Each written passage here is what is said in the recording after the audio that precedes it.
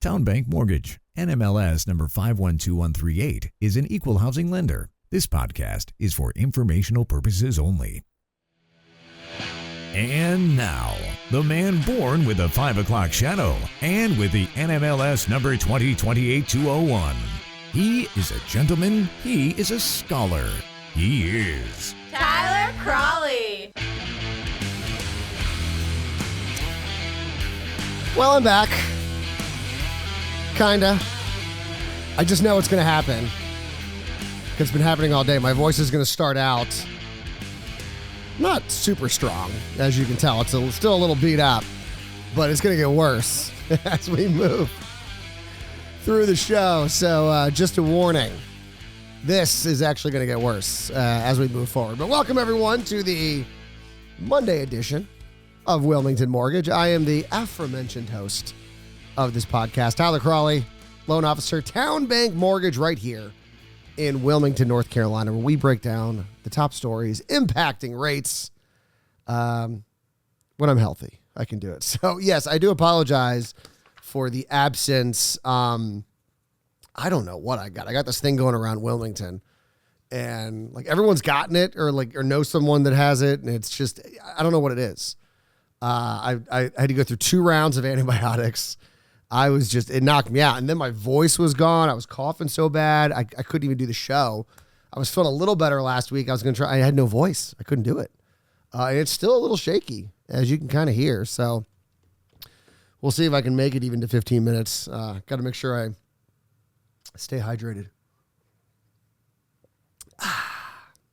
We got to do that a couple times probably when I start hearing my voice kind of start to fade. But yeah, it's good to be back. I missed quite an interesting time. Obviously, if you sign up for the newsletter, you were still getting my daily newsletter. So I was watching everything. I just couldn't talk about it.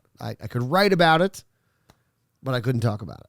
And so it's been quite an interesting 2 weeks, really, since I've done a show, because I did a show the week prior, did one, and then was out all last week. So it's been a crazy time for everything, for markets, everything. Obviously, what's going on in Iran is having major implications in financial markets. And so it does feel kind of, I will say it's nice to come back. And on the day that I come back and do a show, we actually have some good news on the rate front. It was a pretty good day. Definitely. It was the first time that we saw the 10-year down from the previous trading day. First time in a week that we saw some downward movement. Same thing with the 30-year fixed rate mortgage index at Mortgage News Daily. So, like I said, it was pretty great. We had the 10-year down almost 6 basis points. That is phenomenal. We will take it. So the 10 years is about 4.22%. The 30-year fixed rate mortgage, according to the 30-year fixed rate Mortgage News Daily index, they had the 30-year at 6.36%. That was down about 5 basis points from Friday's close. So that was the first downward movement since the 10th of March, so almost a week ago. And it was just like a straight up move. And so it's nice to come back and see some downward movement. See, that was the problem. I wasn't doing the podcast, and the markets thought they could get away with it without me explaining what was going on. They took advantage. They're like, Tyler is not on the air. Let's raise rates. But no. So why did rates fall today? Well, it was some optimism, as every time ever since this war has begun, whenever we see kind of some downward movement, it's usually because people are feeling a little more optimistic about all eyes are on the Strait of Hormuz. So when people feel like things might start moving again there, or could be soon, is when you see some positive movement in oil markets. That then causes equities to jump, and then that causes bond yields to fall. And that's what we saw. The Dow was up just under 400 points. S&P 500 was up about 1%, and the NASDAQ composite was up about 1.2%. Futures for Brent crude, The international benchmark retreated back to about $100 a barrel, down from $105 earlier, and crude futures fell to about $95. So, once again, oil markets causing optimism, which pushes up equities and brings down bond yields. President Trump earlier today said, quote, numerous countries have told me they are on the way to help fully open the Strait of Hormuz, of course, the vital waterway that Iran has effectively closed, though he also said the U.S. didn't need their help, which is kind of makes sense because later in the day, we heard from some of our European allies who have said they're not on the way. Germany rejected taking part, while Japan and Australia have indicated they are unlikely to send vessels to help. Britain and France said they are assessing possible action, but haven't committed to doing anything before the fighting halts. On Monday, German Defense Minister Boris Pistorius, is that his name? No, maybe it's Pistorius.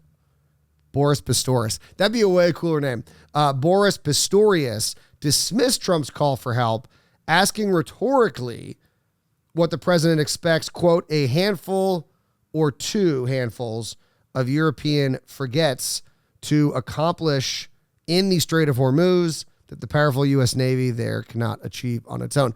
I mean, he does have a point where it's like, if the U.S. Navy can't do it, I mean, it's kind of funny because he's like kind of taking a shot at like all of Europe and like how kind of pathetic their military is, where he's like, I mean, if the U.S. can't do it, what are we going to do? Which, I mean, like I said, is not entirely wrong. I mean, the United States Navy is the greatest in the world. So his point is like, I mean, if you guys can't handle it, like, what are we going to do? Sending a couple frigates, like, what are we going to do? So, yeah, he does have a point. But I think it's more about just showing, like, unity. I think that's kind of more with it's more of like a moral argument, or kind of like bringing up morale. I should say, not moral, bring up morale. I just pronounce morale as moral. That's what it's more about than I think the fact that we need the help. So I think he's kind of missing the point. I get what he's saying though. I mean, he's not wrong, right? Like if the U.S. Navy can't do it, what the hell is Europe going to do? White House Press Secretary Caroline Leavitt said Monday that Trump, quote, continues to speak with our allies in Europe and is calling on them for support. And once again, I think it's more about kind of showing unity. They're behind us in what we're doing. But yeah, I mean, it's true, right? It's like U.S. Navy can't handle it. What is Europe really going to help? The fallout from what is happening in Iran will be talked about from a sort of economic perspective this week more heavily than it has in the last couple of weeks, because this week it's central bank week. We got the Federal Reserve is going to be meeting starting tomorrow and then making an interest rate decision on Wednesday. And then Wednesday night, the Bank of Japan is going to be making a decision. Then we got the Bank of England and then the European Central Bank. They're all going to be making interest rate decisions. They are all expected to hold rates where they are. That's not what this week is about. This week is about what they think this conflict in Iran is going to do to markets, both short-term and long-term. We haven't heard from anyone really. Definitely not from Jerome Powell. So on Wednesday, when he gives his press conference, what he says is going to be pretty impactful about what he thinks. Like, what is this oil shock going to do short-term, long-term? And so this is a big week kind of looking ahead, because these central banks are going to be giving us an idea of what they're looking at going forward, what they think is going to happen.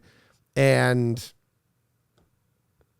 I mean, that's going to be a big part of what they think is going to happen with inflation, is going to have a huge impact on what is happening with rates.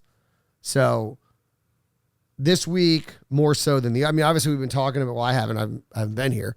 But obviously the big talk has been, how is this oil shock? What sort of impact is it going to have on prices? And how long lasting? But this week, it's really going to be central because the central banks, no pun intended, are going to be giving us their opinion for really kind of the first time. I don't think we've heard from anyone, really. We're only on week 3 of this conflict, so I don't think we've heard from anyone that I know of. And then, of course, Japan has its own issues with its debt its issuance of debt, and so we do have other things happening this week, but the central bank decisions are really going to be in focus on what is going on. What else do we have going on? Remember, we got a lot of housing data, which we'll talk about. We got Homebuilder Conference did pretty well today. We'll talk about that in a second. Pending home sales out Tuesday. We got a 20-year bond auction also on Tuesday. Wednesday, we got PPI. And then Thursday, we got new home sales, jobless claims, and Philly Fed. So really, all eyes on the central banks. Federal Reserve, for obvious reasons, more important. But Bank of Japan, also important because of, once again, how much debt Japan has. Japan's largest foreign holder of U.S. debt. So it really matters what they decide. All right, real quick here before we go, we did get some other data today. Manufacturing activity in New York unexpectedly contracted in March. This according to the latest survey from the Federal Reserve Bank of New York.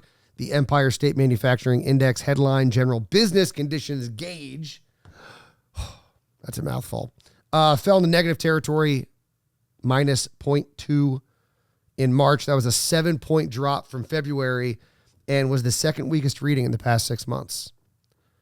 New orders index was little changed, but the shipments index did drop 6 points into negative territory, more so, negative 6.9. Supply chains also showed signs of tightening, with unfilled orders index rising 2 points to 10.8, while the delivery times index jumped 10 points to 13.7. Labor conditions remained modestly positive, and the prices paid index fell 13 points. So we saw a little bit of improvement with prices paid, not a big change in the other input area, labor. And looking ahead, despite the weaker headline number, manufacturers remain optimistic about the future, with the future business conditions rising to 31. So still a little bit of optimism, at least better than expected. But overall, the number was down. That can also be good for rates because, when manufacturing's down and economic activity is down, that could mean rate cuts. So that's one of the reasons. And then I mentioned Homebuilder Confidence. Homebuilder Confidence unexpectedly jumped I almost said 1 basis point, 1 point to a index of 38 in March. That was the highest level that we've seen since December. Economists weren't expecting a move at all, so that was kind of good. Every major component rose. Current sales conditions was up 1 point to 42. Builder expectations were up 2 points to 49, so that's the closest to 50. And traffic of prospective buyers was up 3 points to 21. Now, all still below 50, which is sort of that break-even point. We'd like to see it over there, but moving in the right direction.